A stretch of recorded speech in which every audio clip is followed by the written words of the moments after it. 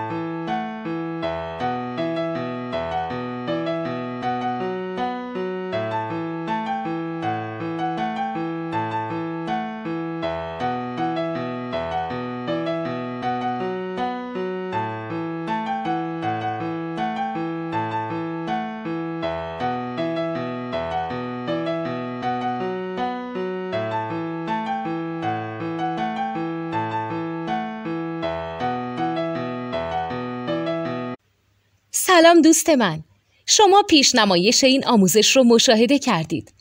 برای دیدن آموزش به صورت کامل میتونید به وبسایت نوت 2 که مرجع آموزش موسیقی هست مراجعه کنید.